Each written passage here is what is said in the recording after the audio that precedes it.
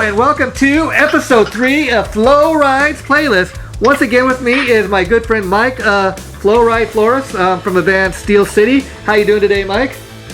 What's up? It's good to talk to you. Like I said, this is episode 3. I've had real fun doing this. It's going to be a little different this time because the first 2 episodes we were talking about 2 of my favorite classic rock bands. But today we're going to go a little deeper, and we're going to talk about Winger, which I know is one of your favorite bands. So let's get into it. Tell the story first about how you first became a Winger fan. Oh gosh, what was it, like 1988 when that first album came out? Yeah. I had just moved back. I was kind of flip-flopping between Ohio and Florida at the time, and I just moved back to Ohio from Florida. Yeah. And working at a health club, going to college. And I just remember seeing that. I didn't even hear Winger. I just saw the CD or the cassette, actually, at a place called Camelot Music. I'm like, oh, this looks badass. I'm buying it. I didn't know anything about it. I was just like, yeah, let me just give it a shot. Now that's interesting because you're getting into Winger, I guess, before they were all over MTV, and that's early on. Wow.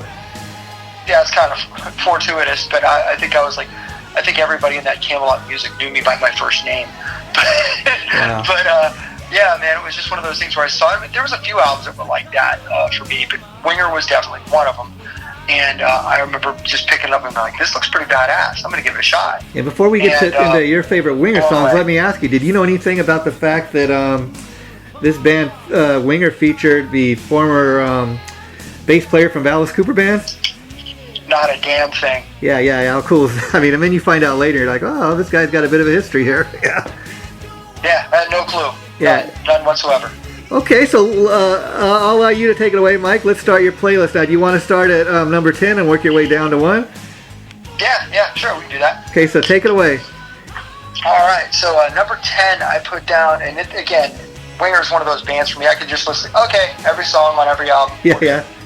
But to pare this down to 10, our next band will be next month. Yeah. Wow, it was really hard, just so you know.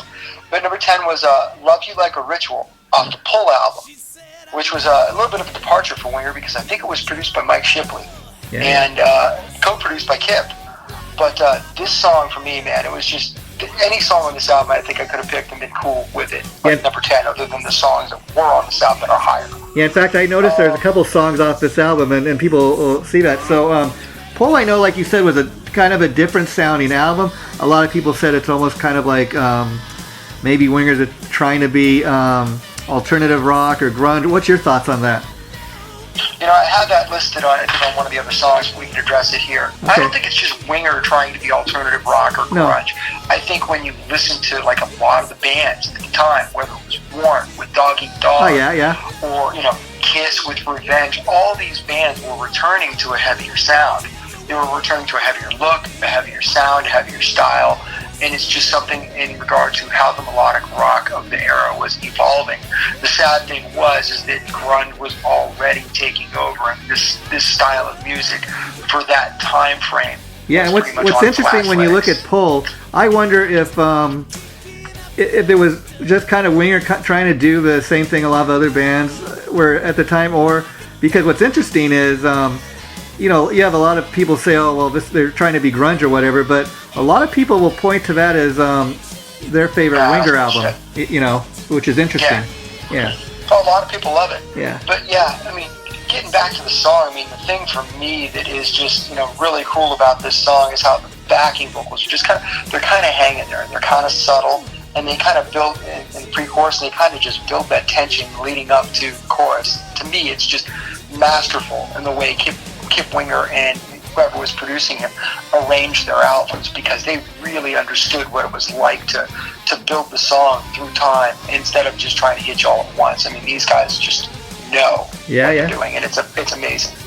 I think they're all like Berkeley grads or something like that anyway, so to me, one of the things that's really cool about the song, and it's probably going to be a recurring theme throughout, is just how Reb plays to the song. He doesn't overplay just for the sake of saying, hey, look at me, I'm Reb Beach, look at how awesome I can play. Yeah. He's just really that good. And he's like, you know what? That crazy ass shit doesn't fit right here. I'm going to put something tasteful there, and it's going to fit, and people are going to like it. And he's right. The guy's just a great player. Oh, yeah. doesn't matter what band he's in, he's just top shelf. Oh yeah, I tell you, Whitesnake. Get the Purple album. He plays a lot of the leads on that, man, and he kills it. Yeah. Oh, dude, my favorite Dokken album is Race of Slate. Yeah. Mm-hmm. And that's him, so for sure.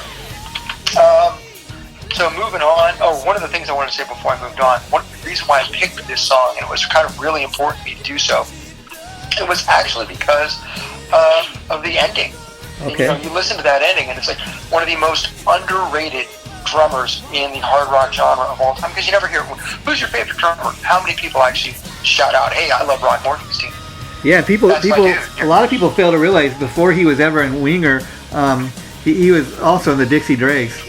Mm-hmm. So he's quite a capable drummer. He can do a lot, but very underrated, I agree. Yeah. And I just love how, again, going back to how these guys just really truly understand how to arrange and write a song. It's like they have all these static voices at the end of the song. They have static voices at the end of the song where he's just playing, and then they've got like the very soft and very subtle, there's ritual as they're going through the end. It's really cool. And it's just an amazing way to end the song. And when you consider how long Winger's been around, it's amazing that they've only had one lineup change. So I think that says a lot about the band, Mm-hmm. Yeah, I mean, they're killer, man. Love them.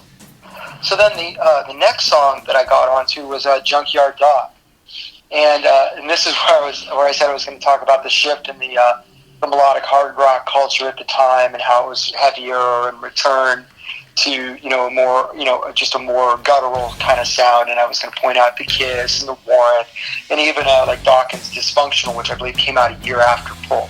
Yeah. But to me, this Reb's solo on the song, it's impeccable. It kind of shows his theory and his fretboard knowledge, which honestly guys like me don't have. I play by ear, so I kind of admire all the stuff that he can really do. And then one of the things I also wanted to touch on with the song was how the ending kind of foretells of Kip's evolving songwriting and arrangement, because it just so smoothly transitions into Tears on Stone, which is almost like a separate song unto itself. Wow, and let me ask you, Mike, when you hear some of the stuff like for the first time, as a guitar player, you ever think like, I'm getting off on this song here. I think it's going to inspire me to create a song of my own like this. I'm going to get to that. It's funny to just I'm going to get to that a little bit. Okay. But yeah, man, totally does. Yeah. Totally, absolutely. Like I said, these guys are so great. And there's a song actually that I wrote probably for an upcoming album, either for one of my projects. Not sure which one it's going to land on yet. Okay. But it's kind of like it has that vibe where it's like, okay, here's the song, and then there's an ending that's kind of like flows with the song and it matches it, kind of like Tears on Stone does. But it's definitely a shift, and you can hear it. And I got that, I think, from listening to songs like Junkyard Dog. Wow. It just, you're always emulating your idols, man. It is what it is. And I gotta tell you, Mike, fun thing about doing this show, Winger's one of those bands that, like a lot of people, I guess I have a respect for what they do, and I'm knowledgeable of like the big hits, the big radio hits, like a lot of people, but songs like Junkyard Dog I'd never heard of before, and then you sent me your playlist to kind of prep for today's show, and so like you said, I like to I haven't heard this, so I don't want to do a show and not taking the time to listen to this. I at least want to give it a fair shot and be able to comment on it. And I thought, man, this is like listening to a great new song, kind of like discovering something for the very first time. Like, how is it that I have not heard this before? You probably have, and you maybe just don't remember it. Maybe you heard. So, like I said, I've heard the bigger hits, and so those are ones we obviously know. But it's kind of discovering something, and I'm like, wow, what a great little treasure piece. Yeah. Well, the next song I believe is "Deal with the Devil." Yeah, that's another good one. It's one of the newer ones. I think it was off Karma. Yeah, that's right. And the really cool thing about that is Kip Winger actually produced that album, and you could hear how there's that shift in production because it's a newer album. I think, what did it come out in 2009 or something like that? Yeah, that's I think when they first came back, and after several years of not doing anything. Yeah, they had like Winger 4, and then I think this was the next album. Yeah, but it's like you could hear that shift in production. You could hear how things have elevated in production in regard to like the late 80s stuff, the early 90s stuff, and then to basically contemporary style of production. And but they still retained that Winger sound, and it sounds like that song could have come off of the first Winger album, Winger 2, maybe even Pull. But for sure it could have came off the first Winger album. And it's like the cool thing is, like, there's so many of the other 80s guys, they try to go off into some other tangent to show how they've evolved. And then you've got bands like Winger, you've got bands like One that just do what they know, and they do it well. And I think a lot of the older bands, day bands, could probably take a page from Winger and be like, you know what, let's just do what we know. There's very few bands like Europe that can actually change their sound completely and actually be better. Yeah, stick with what you know. I mean, you think at that time, again, like you said, that sounds like something maybe could have came out the first Winger album. Do you think that's fact? Because after not playing together for many years, the band's getting back together. They'd done one album just before that. They got that kind of hunger to get back out there.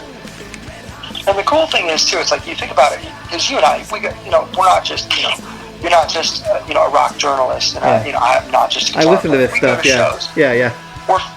We're fans. You go to a show, band plays a new song. You go see Winger. They play, Deal with the Devil. You may not, I know the song. Yeah. Not everybody in that audience is going to know the song, but it's going to sound familiar because it sounds like what Winger does, and they're still going to rock out to it. Whereas you go to see somebody else, and you're like, okay, there's like a paradigm shift here as to what's going on in their set. What the hell is this? That's usually when people are like, I'm going to go get a beer, or I'm going to go get a hot dog. Yeah, and you've talked about that, in some of the past shows, and I got a huge amount of respect for Winger, not just because they're great musicians and songwriters, but okay, they're one of those bands that could just live on their catalog of music, but they refuse to do that. They continue to pump out new music, and I think they're still planning to put out another album. I think they're currently working on. So no shortage of new material, Yeah. So number 7 is Down Incognito. This is one of my favorites. Yeah. Oh, dude, it's a great song. It's a great song. And it goes back to that shift in sound, that we were talking about earlier, how the bands were really just kind of not getting back to basics, but in a way so. They're just getting back to being, just straight ahead rock. Let's not get too fancy. Let's not get too cute. Let's just go out there and play. And what I loved about the song the very first time I heard it was this. It was kind of a change in sound, but it wasn't so drastically different. In fact, it was a little different, and that's why I dug it, and I thought, this isn't totally changing their sound. It's cool what they're trying to do here. I dig it. Yeah, and the strange thing was I did not know this album was coming out. I remember at the time, I think I was living in Winter Haven, Florida, driving home, probably either from work or from the gym. Like, pretty much the only two places I went, Winter Haven, Florida. Yeah. but driving home and hearing this song on, like, the rock radio station, and I was like, holy shit, I'm like, this song sounds cool, then the second you hear the voice, it's Kip Winger. And you're like, this is different, but it is cool. And then, you're waiting for the guitar solo, and here comes a harmonica solo. And, for the love of God, man, I don't have all of my CDs. We talk about this all the time. I don't have my CDs in front of me. And it's hard to find some of this stuff online. Wish I knew who actually did the guitar, or the harmonica solo, but it's, it speaks again to the quality of the band and how they play for the song. They don't play for the glory. They just play to make the song great. And Reb lies within the song. Especially Reb B. She's one of those guitar players. He could be a flashy ass player and just be one of those guys that shows up. But he like you said, he plays for the song, and he's such a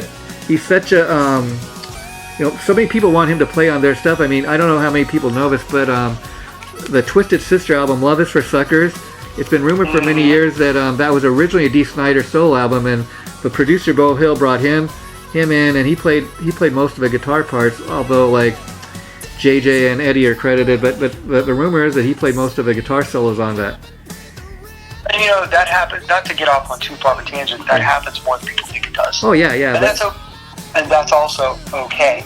Especially in today's world where your bands are, like bands like mine, like Steel City, like we're 5 guys in 5 different states. How are we going to get together to do our harmonies?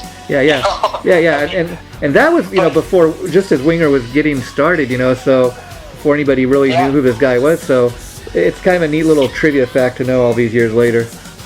Oh yeah, dude.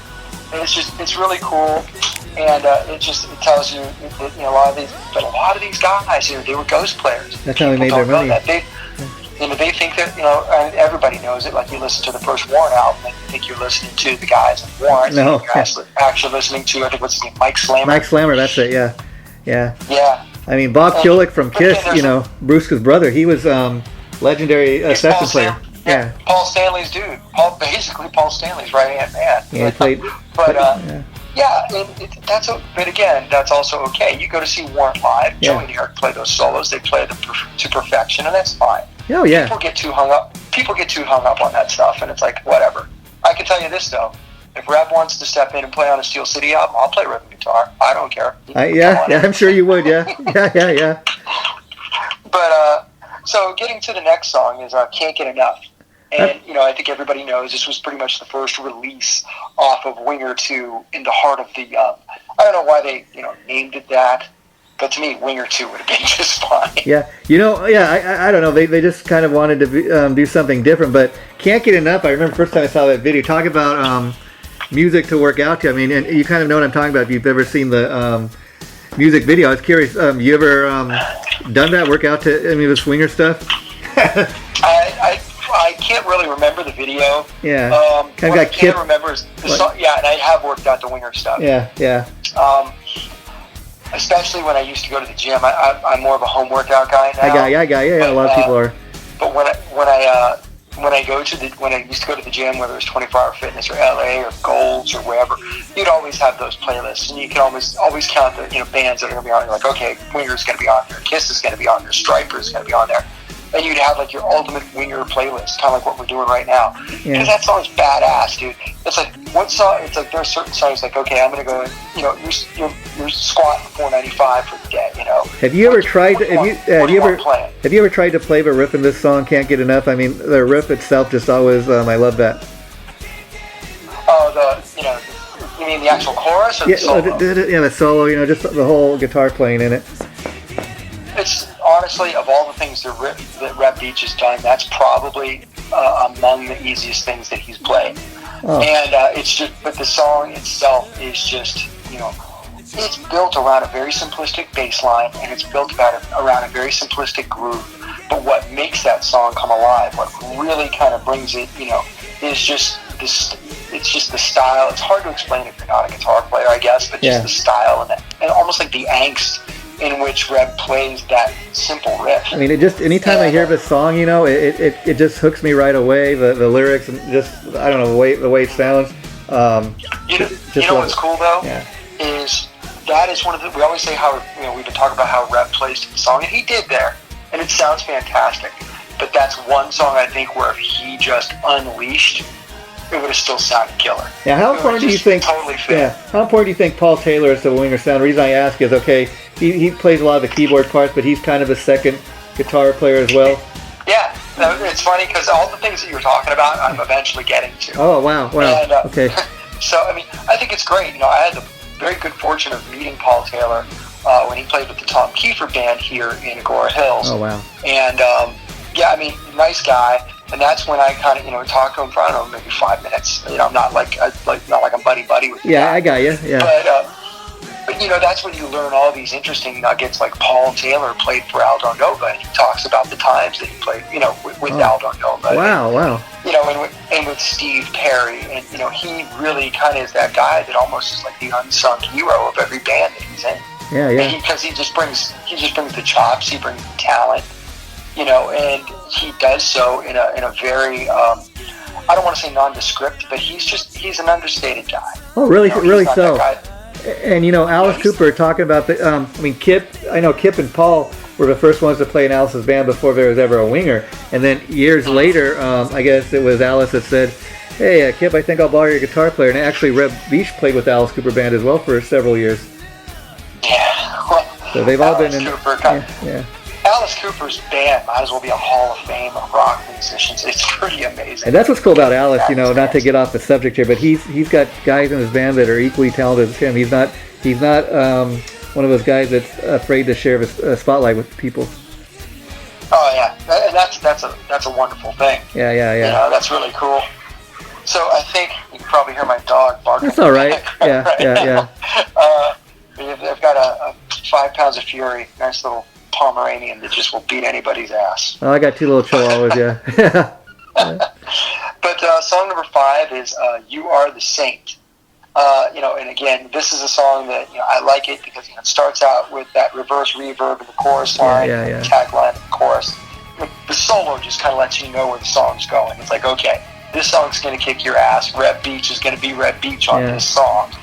You know, and it's just got excellent backing vocals. It's complimentary during the verses. You know, I love a lot of that stuff. It's just, to me, it's just one of those great Winger songs. And I don't think it's one of the songs that people are going to actually be like, that's one of my favorite Winger tunes. I think it's one of those kind of like one of those hidden gems on an album. Yeah, but you know, Mike, we're doing Flowride's playlist, so these are the songs that get you off. That's what it's all about. You're damn right. Yeah. That's what it really is. Yeah, and who knows, by doing this, you know, like me, you know, when you send me that playlist, I check out all the songs. I haven't heard them. I go and learn it, or at least listen to it once or twice. And that's what I'm hoping to do with this, is turn people onto some songs that they maybe not be aware of.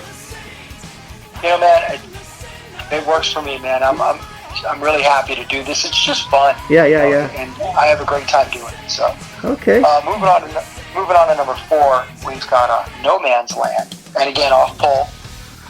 So for me, this honestly is the embodiment of a Winger song. This is like probably one of my favorite Winger songs of all time. Yeah.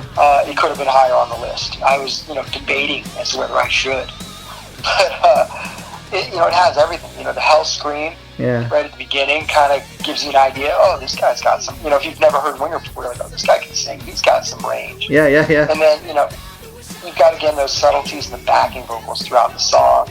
The bridge builds to a signature epic Reb solo, and you know, I find myself like, you know, where it's going da da da da da da da da, and the solo. I find myself actually trying to mimic that a lot in a lot of the stuff that I do on Steel City. Okay. And I don't know, man.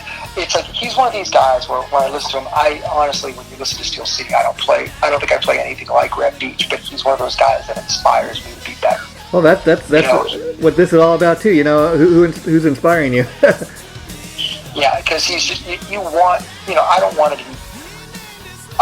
You want to be like okay, people. You don't want to be the weak link in your band. Number 1, but number 2, you want people to be like, okay, yeah, this guy plays. He's obviously listened and he knows, you know, he knows what to play and when to play it. And you know, you like when people tell you, hey, man, I think that was a killer solo. I think that's a great song. I like what you did there. See, that's the thing. So, like I said, go ahead, I'm listen sorry. to guys like Reb, you know, you can't help but be inspired. Dude, I'm probably going to play my guitars when I get off the phone with you just for the hell of it. Yeah, and you know, Winger is one of those bands that technically all the guys really bring some to the band. That they're mastermind musicians, great songwriters. Now Kip is kind of he's a triple threat. I mean, great looking guy. He looks like a rock star. Great singer, great songwriter. He can play the hell out of his bass. And you got to think, you know, when he was first pitching, you know, his band Winger, and they're trying to get signed to a record deal, the record company was really taking a chance with the band in the sense that, I mean, you know, Kip was okay. They got the former Alice Cooper bass player, you know, keyboard player, but you know, nobody had really seen that Kip could sing like he does, and so it's just amazing to see what this guy is able to do. I don't know, man. You look at that band. Yeah. You look at those dudes, and they were they came out like right as, you know, I guess the glam rock was kind of at its forefront. It was the perfect time when they came out for this, you know. Yeah, and it's like they come out and like, oh, here comes Kip that basically looks like he could have been like, you know, what's People's Sexiest Man or the GQ. I think, if I remember, he was in an issue of Playgirl or something back in the day. That's hilarious. You can look that up, but I'm pretty sure that's a pretty well-known fact. I don't need to look that up. No, I'm just saying that's one of those little footnotes, and I remember them making a big deal about it. Oh my gosh. Yeah. But yeah, I mean, it's like, no, I mean, I have no qualms about saying, you know, dude's a good-looking man. The whole band was a bunch of good-looking dudes who actually could play their asses off. Yeah, it's just like that's like the perfect storm right now. And you know, at the same Especially time, in the '80s when looks meant so much. yeah, and see, a lot of the bands I listen to, though, not that they're great looking guys, that turns me on, but like even a band like Kiss, I know you're a fan of. One thing or even Alice Cooper, one thing I always enjoyed about those bands, they had a great look. They looked like rock stars. They looked like they belonged up on stage. It was not just 4 or 5 guys in jeans and t-shirts. You know what I mean? When you go to see these bands live, they put on the ultimate rock show for their fans. You know? Yeah, true. And again, not to take anything away from their music, because we're actually here paying tribute to their music. Oh yeah, it's a whole package, is what I'm saying. Yeah. But people, you know, whether it is 1985, 1965, 1985, 2005, 2025, people are going to some degree, listen with their eyes. That's just part of you know, being in a rock band or being in a band in general. It's one of the biggest. And I don't want to spend too much time on this because it feels like kind of hard. But you know, it's like I can't remember the name of that band now. All of a sudden. But they sang "Why You Wanna Get Blues Traveler." Okay, You know, they had the video of like the fake band up there playing. You know, and then the curtain comes up and it's actually the guy.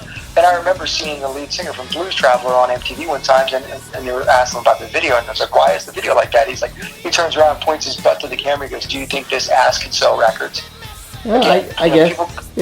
There's something to be said for that. People kind of look with it, listen with their eyes, and that's okay. And before we get back to talking about the music, I have another question regarding, especially Kip Winger. What did you think? You know, as great of a band as Winger, they did have their critics, like even, I think you know what I'm talking about, Beavis and Butthead. And then there's even the Metallica video where Lars Ulrich is throwing the dart at Kip. I mean, it's so sad that the guy got trashed on. A cartoon basically was the demise of Winger, and that's a shame. It really is. And they glorified Metallica, and with all due respect to Metallica, because they're an amazing band. Yeah, they get away with it. Not really my cup of tea. Yeah. It's just a shame, because you can almost see where it's like, okay, it kind of raised Metallica and kind of shot Winger at the same time, and it's a shame. In fact, I even think they had a Winger T-shirt, but it's very sad. That's what I'm saying. That people would go off of what a cartoon thinks for a great rock band like this, you know? Yeah, gotcha. Okay, well, let's get back to the music. Number 3, probably the first song that most people heard from Winger, which was Madeline. Yeah. You know, the opening acoustic riff is Into the Electric is almost kind of tells you right from the get-go the whole album's going to be great, because it's just this natural progression. And then he comes in with his, you know, with the and he's like, oh my gosh, this is just going to be killer. I remember, you know, popping it in the car for the first time. I think I drove a Mustang GT. Oh wow. Yeah, I'm like, holy shit, this is badass. And then, you know, it just goes in, the drums come in, and, you know, the song just kind of takes off, and I'm like, oh my gosh, I was in, you know, rock and roll heaven at that time. I bet, yeah. You know, it's one of those few albums where you can just, you know, you could just feel it right there. Like, this is going to be an impactful band for me, and I know it. And this is one of them. Stryper was another one. Kiss was another one. You know, Van Halen. So many of these bands, but dude, this is the true embodiment of 80s rock and roll. Especially like late 80s rock and roll. And I'm not ashamed to say that I'm a Winger fan, as people can tell just from this conversation, because one thing they've got is the songs, and I think for any great band, that's what you need. Because all these years later, you can listen to these songs years later, and they still stand up. Yeah, and you know, the thing that really kind of announced Red Beach to the world is this is the first solo on on their first album, the first song. I mean, it just, you know, with the a stop in the music, the solo just flows. I mean, that was just one of the most ridiculous guitar solos, and one of the emphasis that it placed on him being a player was just phenomenal. And man, it's like, you know, Steve Vai and Red Beach and a few others, man, they kind of really brought Ibanez to the forefront in the 80s, for sure. Oh yeah, no doubt. But you know, number 2 is Headed for a Heartbreak. To me, this is probably the best ballad that Winger ever wrote. I know people that are, you know, there's big fans of the song Miles Away. And if I ever meet Kip Winger, love your music, man. Miles Away is not up there for me. I'm sorry. In fact, you know, back in the day, they had those all those great power ballad I mean, it was almost a thing that the band's back there. Okay, you'd come out the heavy track first, and then follow it up with the power ballad. And all these years later, they have these compilations you see on sale late at night, like power ballads. Listen to can't don't know what you got till it's gone. Yeah, but no, for me, it's like, and again, Miles Away isn't a bad song. It's just like, for me, if I have to choose between the two, it's not even close. And Miles Away is good, I agree. I think it's just, back in the day, that was the thing, is like, okay, well, we got to come up with another ballad, okay, so we'll put this on there. Yeah, I don't even know if it's that. It's just, it's like I said, I think it's a good song. Yeah. It's just, for me, it's not there. This to me is the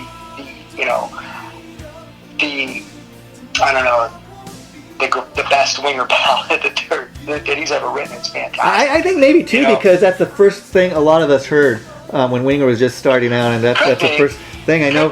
I know for me that and 17. I mean, when I think of Winger, those are the two songs, especially because, like I said, those, especially 17, it got so overplayed, like on radio and MTV.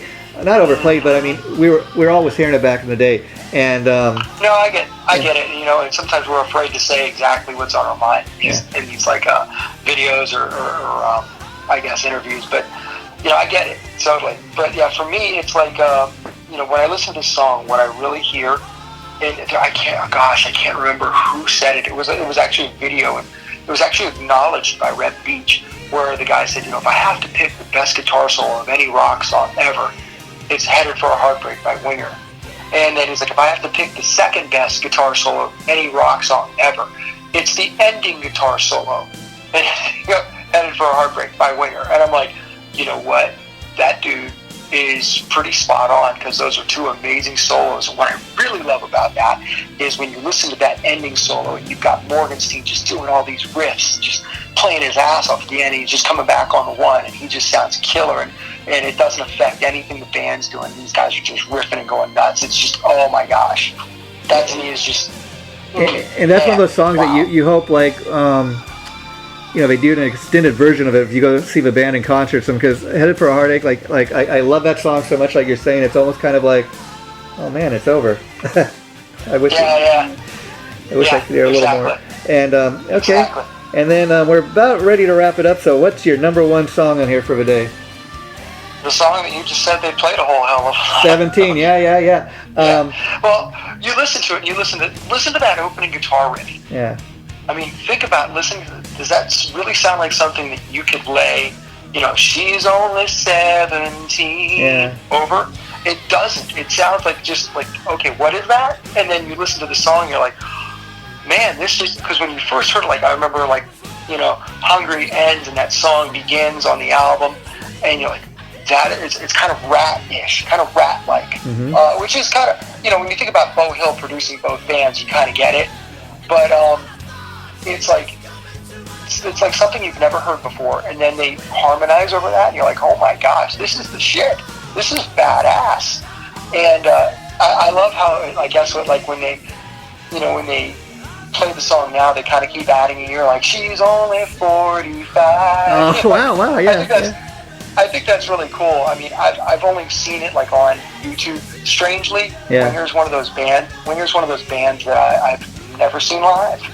I've always hoped to. I've always wanted to, but they've always played here at the Whiskey, and I'm not down in the Whiskey, but if I'd rather go see them at like the Canyon Club, especially in Agora Hills, or maybe Santa Clarita, or at the Rose in Pasadena or something. I'd rather see them in one of those venues, because to me it's especially in Agora Hills, a little bit closer of a drive. And you're not standing for 4 hours through 5 other bands to see Winger. So I mean, it's like, I'm hoping to see him one day. And to wrap this up tonight, Mike, I think we're ending at a perfect place, because again, 17 for me, that's got a special place in my heart. When I think of Winger, that's one of the first songs comes to mind, because that's, like I said, one of the first things I ever saw and heard from a band. And I'm talking about saw in the sense that music videos were very big in the day, and I think Winger came along at the right time, and I think they were built for MTV. Yeah, and see, the interesting thing about Winger is knowing that these guys played with Alice Cooper before. It's like they could have gone and been a band that, okay, we played Alice Cooper, so we're gonna do Alice Cooper type music. No, they left Alice Cooper band, and they had their own image. They You know what I mean? They created something totally new, and I think all these years later, that's why people have more appreciation for Winger the band, because people are realizing more and more, in spite of what Beavis and Butthead said, what great musicians, what great songwriters these guys are, and they're constantly putting out great new music. Here's the thing, all those guys that were talking shit about Winger because of Beavis and Butthead, they're kind of coming around now and they're realizing, like, oh, these guys were pretty badass. I was just basically a tool because I believed in Beavis and Butthead. Yeah, well, you were. Yeah. We were right all along. They are badass. Yeah. It is what it is. Well, but I'm thankful they're there. I'm thankful that they were like a huge influence on, on my songwriting and on, just my love of that genre of music. And man, hopefully, who knows? Maybe I'll get lucky to play a show with these guys one day. Well, Mike, there's certain bands that are on my bucket list, and that's one. Yeah. Well, Mike, Flowride Florist, I'd like to thank you for doing this again. This was an awesome episode to do, and I'm looking forward to the one we're going to be doing in December in a few weeks. So you have a rockin' Thanksgiving, and we'll be talking to you again real soon. Right back at you, my brother. Have a good Thanksgiving yourself. You too. Bye-bye. Later, man.